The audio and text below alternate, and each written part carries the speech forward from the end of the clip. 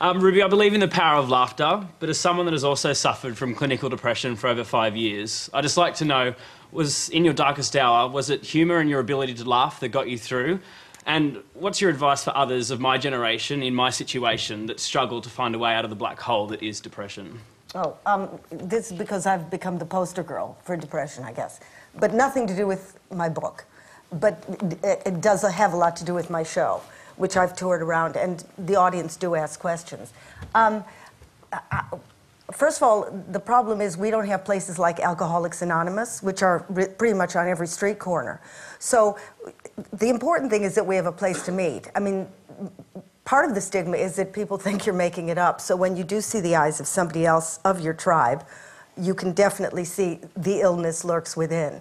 So the most important, I wish we could learn from the gay movement. In my lifetime, now they're everywhere, but you know, it was a thing of shame. And it was a thing of, you know, no voice. And now we're the latest in the witch burning. Yet there's 1 in 4. So, and if it's not you, it's your mother, or it's, you know, your cousin. So I think the thing is, especially for the younger generation, if you could just meet somewhere and come up with some, you know, solution, because everybody's so isolated, which is the cause of most suicides, that you could meet each other and come out again, that would be a really positive move forward. William. I've got a question. Why is it so many of the greatest comedians? Now that's John Cleese, Stephen Fry. You can. Tony Hanks. Well, Ruby Wax. there happens to be a few, okay, but you know, you're still talking about 1 in 4. There are not that many funny people in the world. So, you know, yeah. I mean, this is a global. You know, this has happened since Greece. But it's not. There's no link. You know, there may be a link that they're more neurotic. But depression isn't about feeling sad because, you know, you lost your cat. Depression is your cube of cement with a couple of, you know, you try to imitate who you were the day before. You're dead, you're gone, you're in a coma, but you happen to be alive.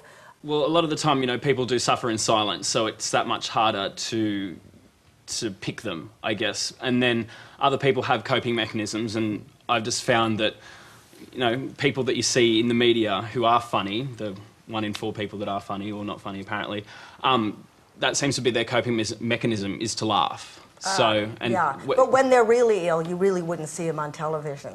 No. It's like everybody else, you know, who's at work, they have to go. We wouldn't be able to perform. But then now, you know, you've you know, come from, you know, that black hole and you've risen above it.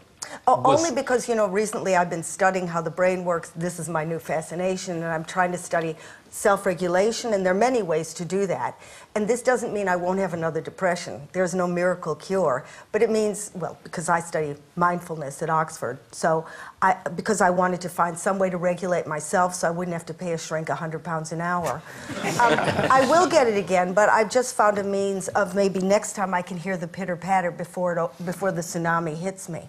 So I really think it's important to find new therapies, some money going toward drugs and brain research because it's not a sexy enough illness.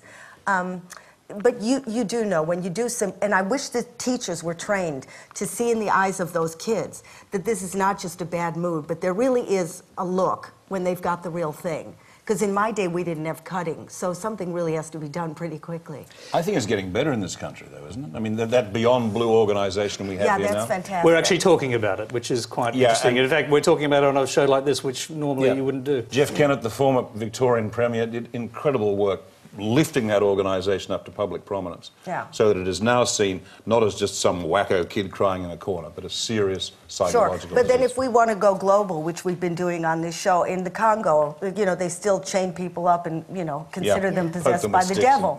So I'd say the majority of the world, especially in the UK, if they find out you have depression, because you've got to put your mental illness situation on a piece of paper, good luck keeping the job.